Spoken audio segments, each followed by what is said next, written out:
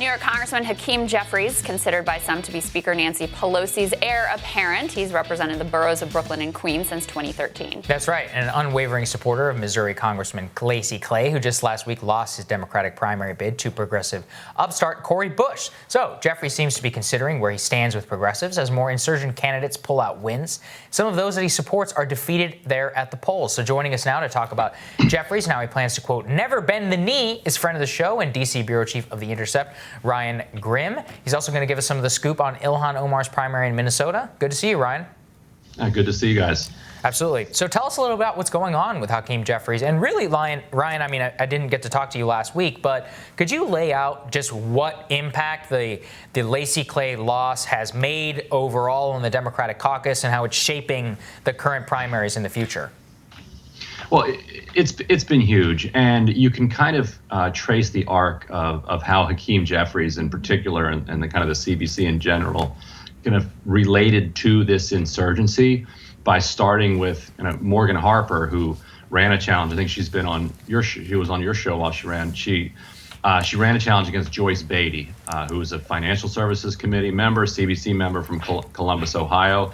The Congressional Black Caucus, Jeffries in particular, took that race extraordinarily seriously. They saw that as a real shot across the bow. They blamed Alexandria Ocasio-Cortez and Justice Democrats for it, even though she ran on her own. She was inspired by what had happened in 2018, that decided to get in the race. She didn't ever get AOC's support, and she didn't get Justice Democrats' support until much later in the campaign. But they still saw the hand of AOC behind this challenge, and so they really went all in on this fight. And Morgan Harper very much depended on getting the college vote out in this major college town to beat Joyce Beatty. When the pandemic hit, it became extremely difficult for college students to vote. There was this multi-layer process for trying to get ballots sent to wherever they had been sent to, because they evacuated all of the college campuses. She ends up getting beaten by something like 30 points. It's kind of a blowout. And that night, Hakeem Jeffries takes to Twitter and celebrates. He really spiked the football, and he said, one down, more to go. And now, next we're going to New York, and we're going to protect our incumbents in New York, and then we're going to, protect Lacy Clay. And he finished it with the hashtag Stay with Clay. And he finished his tweet with, "They started this, we'll finish it." So he was really feeling his oats on that night. And he took his foot off the gas. He and I think a lot of the establishment Democrats, they won by 30. And so they're saying, look, our idea about this insurgency is correct. And their idea, basically, was that it's just kind of white gentrifiers, young hipsters in these in select neighborhoods that are supporting these insurgent candidates, and they can't break through with working class Black candidates, working class Black voters. Look at what happened in St. Louis in 2018 with how Lacy Clay beat Cori Bush by 20 points then. Look at what just happened in Columbus with Joyce Beatty beating Morgan Harper. We're okay.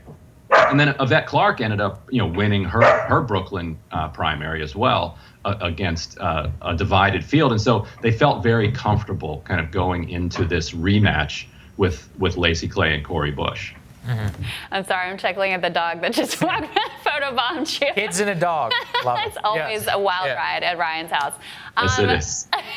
So how has that changed? How has the dynamic changed, though, now with Cori Bush? And there was an effort by Lacy Clay and his father, actually, to paint this as a sort of racist attack on him, even though Cori Bush, obviously an African-American. He said that his son had lost because of money coming in from outside sources associated with Bernie Sanders. I mean, is this a narrative that we're going to continue to see unfold? Yes, and that argument was made, repeatedly and publicly by CBC members that the Justice Democrat kind of insurgent wave is inherently racist. And so you would say, well, how on earth are you making that reasoning when all of the candidates that Justice Democrats are supporting are people of color, and the leadership of Justice Democrats is people of color? And the answer goes back to their view of what the left is. Their view of the left is white liberals in Brooklyn. White progressives, white socialists in Brooklyn. And so therefore, anything that is kind of rooted in that as a base is inherently racist and is going after incumbent members of the CBC who have earned their place in Congress and are being disrespected by this movement. So that's where this comes from. But that is utterly disrupted by Cori Bush's election last week. The night that the votes were being counted, Lacy Clay was well ahead on the absentee ballots and the mail-in ballots, and Jeffries' spokesperson started circulating to reporters, including the one who wrote the piece for us, those early vote totals. Look, see, we told you. Again, here it is. But people said, well, wait a minute. And I had talked to Cori earlier that day, and she said, what I saw in the polls today is incredible. There's real energy out there.